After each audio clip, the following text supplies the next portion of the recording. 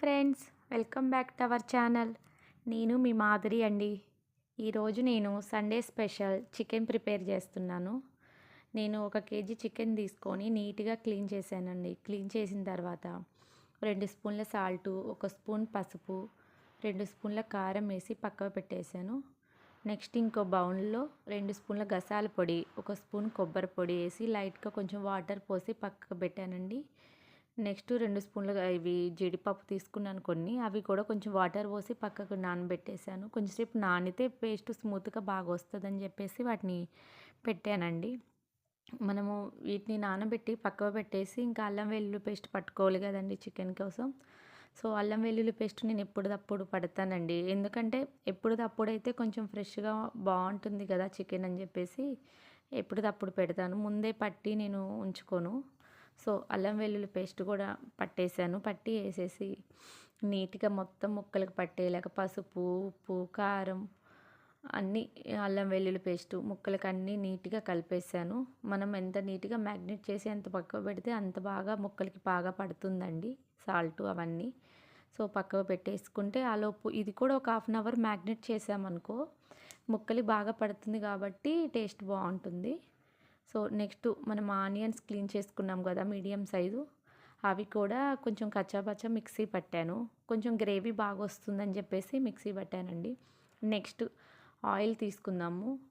ఒక 3 spoons oil తీసేసుకొని 3-4 spoons oil తీసుకొని నెక్స్ట్ ఇంకా మసాలా దినుసులు అన్నీ ఉంటాయి కదండి, బిర్యానీ ఆకు, ఇలాచి, లవంగం, యాలుక అన్నీ అదొకటి వేసాను.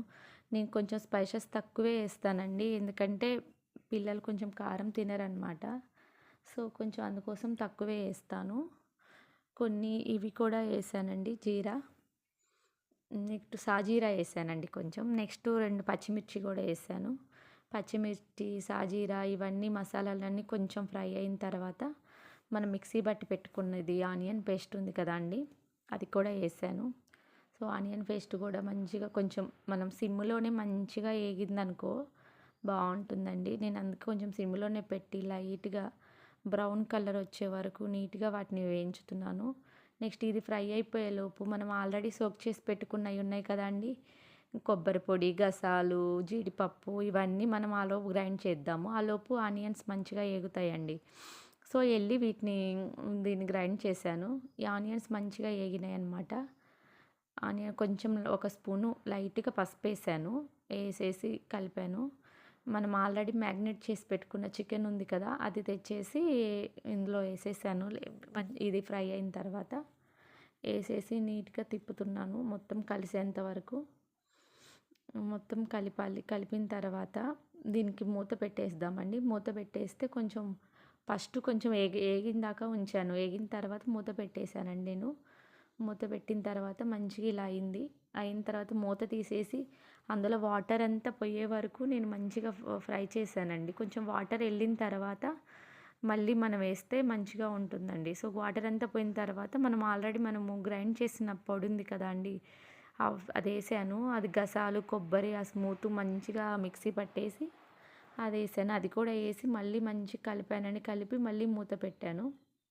పెట్టిన తర్వాత ఆ క్లిప్స్ కొంచెం మిస్ అయ్యాయండి. సో నెక్స్ట్ లాస్ట్లో గరం మసాలా, ధనియాల పొడి, జీలకర్ర పొడి, కొంచెం గరం మసాలా అన్నీ వేసేసానండి. మొత్తం మంచిగా ఉడికిన తర్వాత ఆయిల్ మొత్తం పైకి తేలిన తర్వాత కొత్తిమీర యాడ్ చేశాను. సో మీరు కొత్తిమీర యాడ్ చేసిన తర్వాత ఇంక టర్న్ ఆఫ్ చేసేసానండి, ఎందుకంటే ఇంకా అవసరం లేదు, ఆల్రెడీ మంచిగా కుక్ అయిపోయింది. ఫైనల్గా మన చికెన్ అయితే ప్రిపేర్ అయిపోయిందండి. మీకు కూడా ఈ చికెన్ నచ్చితే మీరు కూడా ఒకసారి ట్రై చేయండి. సో మీకు నా వీడియో ఒకవేళ మీకు నచ్చితే లైక్ చేయండి, షేర్ చేయండి, సబ్స్క్రైబ్ చేయండి ఫ్రెండ్స్. నేను ఇంకొక వీడియోతో మళ్ళీ కలుద్దాం. బాయ్.